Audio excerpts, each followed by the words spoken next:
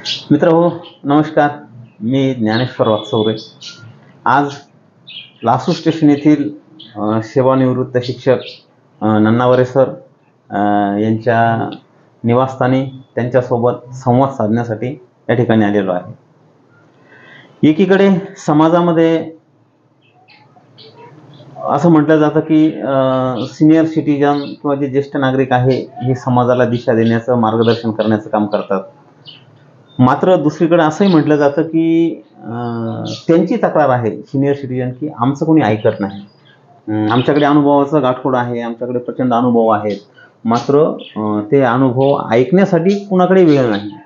म्हणून आदरणीय नन्नावरे सर यांचं संपूर्ण आयुष्य एक शिक्षक म्हणून शिक्षण क्षेत्रामध्ये गेलं आणि रिटायर होऊन त्यांना जवळजवळ 22 वर्ष पूर्ण झालेली आहेत. आणि रिटायरमेंट नंतर ते आपल्या एक आरामदायी जीवन जगत असताना समाज उपयोगी कामं ते वेगवेगळ्या पद्धतीनं करत असतात. खरं तर सुरुवातीच्या काळामध्ये गावकुसा बाहेरचं जगणं आपण ज्याला म्हणतो, अगदी हलाखीच्या परिस्थितीतून त्यांनी आपल्या जगण्याला सुरुवात केली आणि आज इथपर्यंतचा त्यांचा जो प्रवास झाला आहे, तर त्या संदर्भामध्ये आज आपण सरांसोबत चर्चा करणार आहोत, गप्पा मारणार आहोत. सर, माझा आपल्याला पहिला प्रश्न असा असेल की तुमच्या वाट्याला जे जगणं आलं किंवा तुमच्या जीवनाला जी सुरुवात झाली, तर आज पाठीमागे वळून बघताना तुम्ही त्याकडे कसं बघता? मी फार म्हणजे कष्टातून बाहेर आलो. वडिलांना शेती होती, परंतु मुचकीच होती. त्याच्यावरून त्यांनी मला शिक्षणासाठी मदत केली आणि त्यामुळे वैजापूरहून औरंगाबादला कॉलेजला जात राहिलो आणि चिकाटीने मी कॉलेज पूर्ण केलं आणि त्याच दिवसामध्ये मी नोकरीला लागलो. आता म्हणजे त्या काळामध्ये शिक्षण ही एक कठीण गोष्ट होती. आणि त्या काळात नोकरी मिळणं हे तर खूपच भाग्याचं लक्षण होतं असं मानलं जायचं. मग आपण ही शिक्षण पूर्ण करून नोकरीपर्यंत कसं पोहोचलात? मिरिंद कॉलेजला असताना जेव्हा शिक्षक भरती व्हायची असं जेव्हा कानावर आलं, तेव्हा फॉर्म भरला आणि कॉलेजमध्ये ST प्रधान हे प्राध्यापक असताना त्यांच्या माध्यमातून नांदेडला जे वकील होते मामा येवले, त्यांची आणि हिच्या आजोबाची जी ओळख होती, त्या ओळखीतून मला त्यांनी आधी पाहिलं, ओळखलं आणि तू अमुक अमुकचा मुलगा आहेस का? हो. मग त्यांनी माझं नाव लिहून घेतलं आणि सिलेक्शन जेव्हा झालं काही विद्यार्थ्यांचं, त्या सिलेक्शन यादीमध्ये मला सुद्धा त्यांनी नोकरी दिली. म्हणजे एकूण नोकरीला लागण्याच्या अगोदरची तुमची जी आर्थिक परिस्थिती किंवा जी हलाखीची परिस्थिती, नेमकी काय परिस्थिती होती? तुम्ही नेमके कसे दिवस काढले? काय संघर्ष करावा लागला त्या काळामध्ये? परिस्थिती म्हणजे हायस्कूलला असताना बोर्डिंगमध्ये राहिलो काही दिवस. म्हणजे 6 वर्ष बोर्डिंगमध्ये राहिलो आणि जेव्हा मॅट्रिक पास झालो तेव्हा औरंगाबादला गेल्यानंतर आमचे गरीब जे मुलं आहेत 2-4, त्यांनी एकत्र यायचं, एक खोली घ्यायची आणि त्या खोलीमध्ये कॉलेजमधून जी आम्हाला स्टायपेंड मिळायचा 30 रुपये मिळायचे. त्या 30 रुपयावर आम्ही सगळ्यांची वर्गणी थोडी थोडी गोळा करायचं, मग सामान घ्यायचं, धान्य घ्यायचं आणि त्या खोलीवर आम्ही आळीपाळीने स्वयंपाक करून खायचं. मग तुमचं लग्न जे आहे ते नोकरीला लागल्यानंतर झालं की नोकरीला लागण्याच्या अगोदर झालं? लग्न नोकरीला लागल्यानंतर 6 महिने. नोकरी लागल्यानंतर 6 महिन्यांनी लग्न. अच्छा. आणि तुमची मग पहिली जॉईनिंग कुठे झाली ती? हातनूर, कन्नड तालुका. आणि किती दिवस नोकरी केली तिथे? 5 वर्ष. 5 वर्ष.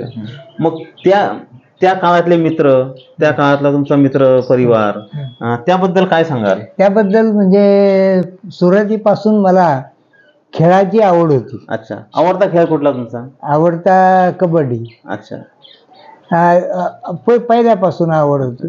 पण मला या खेळामध्ये किती गडी असतात, किंवा कसं खेळलं जातं, कबड्डीमध्ये किती, खो खोमध्ये किती, ह्या गोष्टी मी शिकायचो. अच्छा. खेळाच्या शिक्षकाकडून. हं. आणि खेळाच्या शिक्षकाकडून शिकत असतानाही मुलांची सकाळची जी प्रार्थना आहे किंवा वेगवेगळे काही कार्यक्रम आहेत त्याच्यात मी स्वतः सहभागी व्हायचो. कारण मला सुरुवातीपासूनच सुरुवात होती. मुलं ग्राउंडवर आले की त्यांची परेड घ्यायची, त्यांची प्रार्थना घ्यायची, त्यांचं आणखी काही कार्यक्रम असतील ते मी घ्यायचो.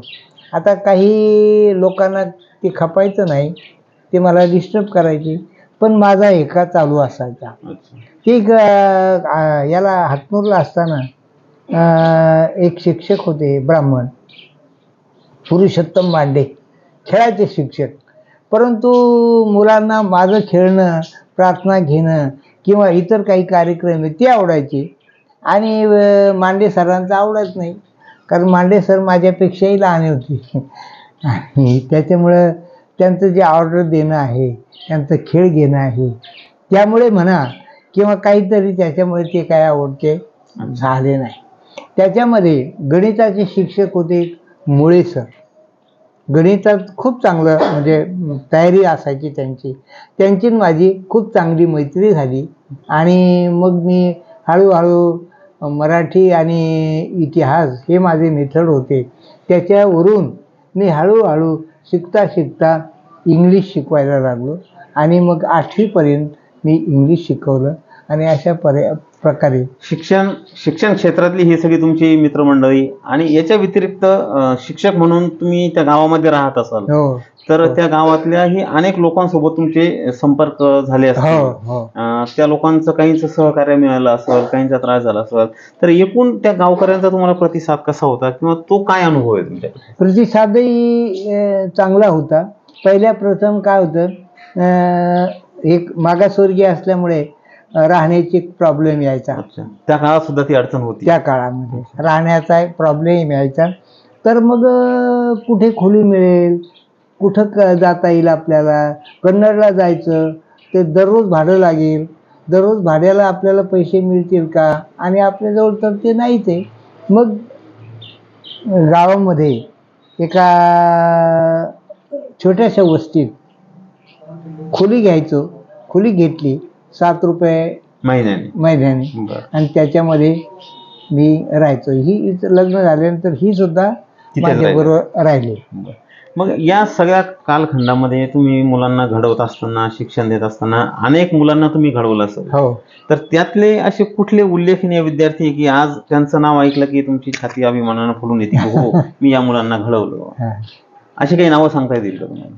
आमदार प्रशांत बम. अच्छा, हे तुमचे विद्यार्थी? माझे विद्यार्थी. क्या बात आहे. म्हणजे आमदारासारख्या मुलांनाही तुम्ही घडवलं. आमदार सुद्धा अजूनही कुठेही भेटले तर मला खूप रिस्पेक्टने हे करतात.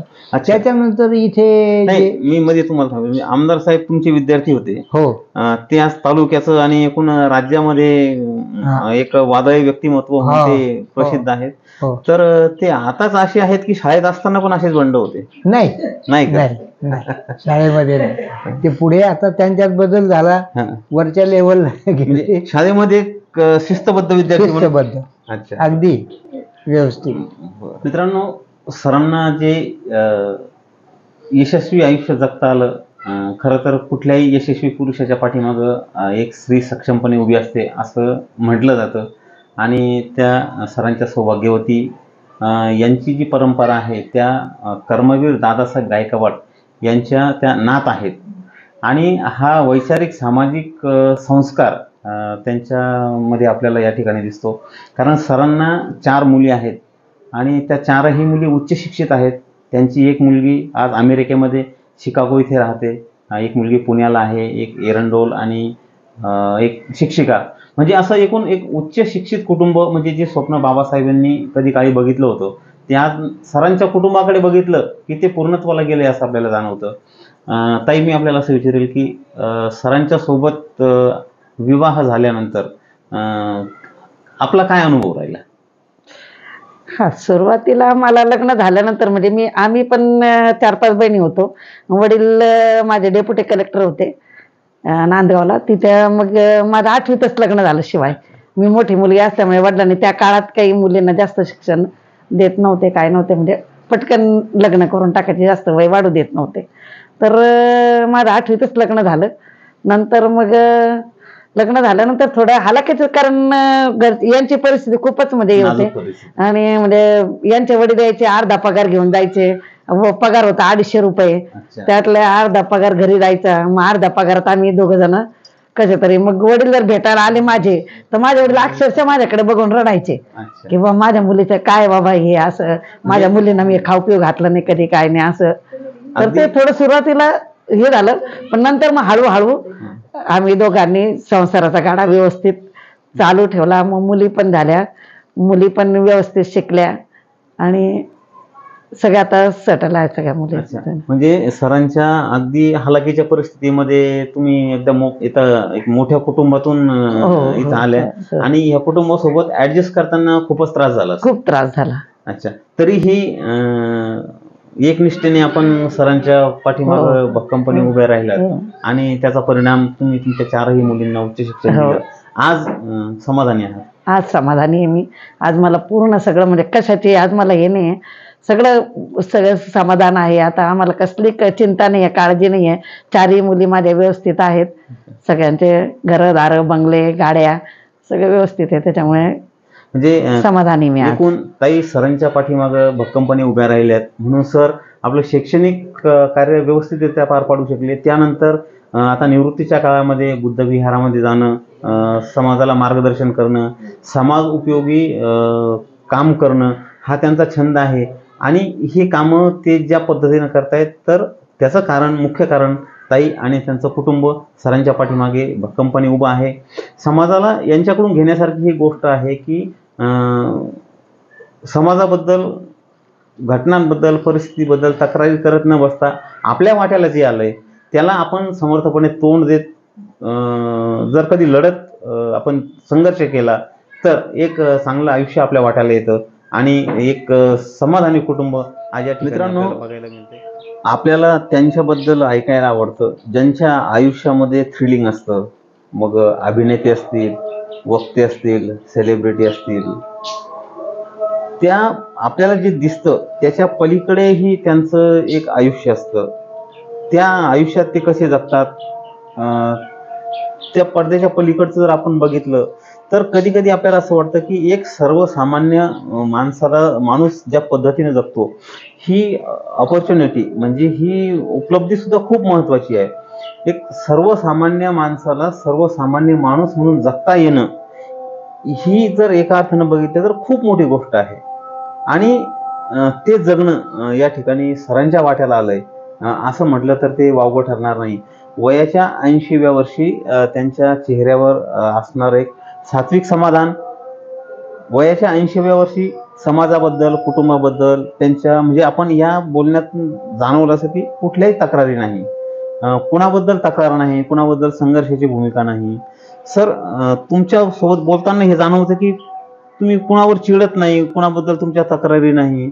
ह्या गोष्टी तुम्हाला कशा साधल्या? म्हणजे अनेकडे लोकांच्या तक्रारी असतात की समाजाचं काही खरं नाही, कोणी कोणाचं ऐकत नाही, माझं कोणी ऐकत नाही, परंतु ते तुमच्याकडे बघितल्यानंतर जाणवत नाही. अजिबात नाही. का? याचं कारण काय की हा गुणधर्म जो आहे तो मला वडिलांकडून मिळाला. त्याबाबत वडील गावामध्ये राहायचे आणि सगळ्या समाजाशी ती जिव्हाळ्याने वागायची. गावाच्या जवळ शेती असल्यामुळे शेतीत काही पेरलं, उगवलं किंवा लिंबाची झाडं असायचे, लिंब तोडायचे, शिक्षकांना द्यायचे. किंवा कोणत्याही समाजाचा माणूस असला तो काही हा मागासवर्गीय म्हणून याला कसंही बोला असं नाही, अगदी रिस्पेक्टिव्हपणे माझ्या वडिलांशी बोलायचे. आणि माझे वडील लहान मुलगा असो की मोठा माणूस असो, म्हातारा माणूस असो, त्याच्याशी सुद्धा अतिशय आपुलक्याने बोलायचे. आणि तो गुण माझ्यामध्ये आलेला आहे. आपण जरी एवढ्या मोठ्या स्टाफमध्ये राहतो पण माझं कोणाशी भांडण किंवा काही आरेरावीचं बोलणं किंवा असं काहीच झालं नाही.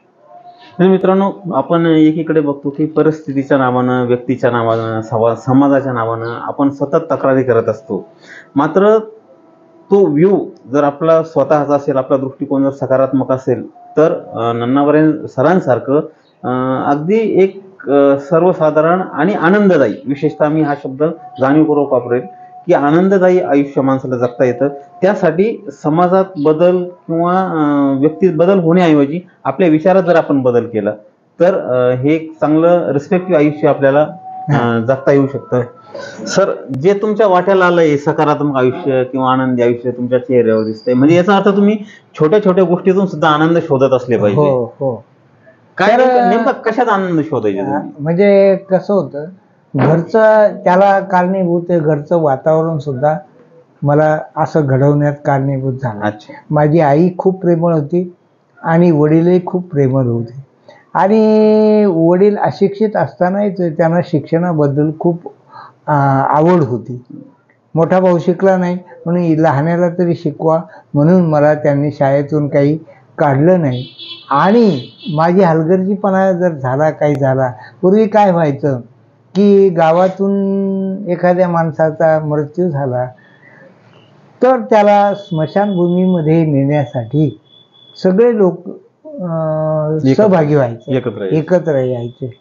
आणि जेव्हा त्या माणसाला दाग द्यायचा किंवा मातीत पुरायचं, तेव्हा त्याच्या अंगावरचे जे कपडे असायचे, पांढरे कपडे, ते असे गोळा करून फेकून द्यायचे, एका बाजूला टाकले. फेकून द्यायचे. पूर्वी असं होतं की मागासवर्गीय लोक किंवा आमचा जो समाज आहे तो गावकी करायचा.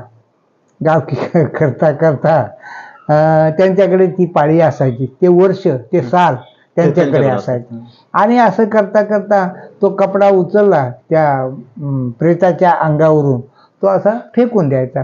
फेकून दिल्यानंतर वडील तो धरून घ्यायचे, कारण दुसरं कोणी हात लावायचं नाही त्याला, दुसरं कोणी हात लावायचं नाही. म्हणून ते मला म्हणायचे, बघ, मला काल परवा असं कळालं की तू ह्या मोठ्या मुलांबरोबर नदीमध्ये मासे धरायला गेला, आमकं करायला गेला, तर हे मला चालणार नाही.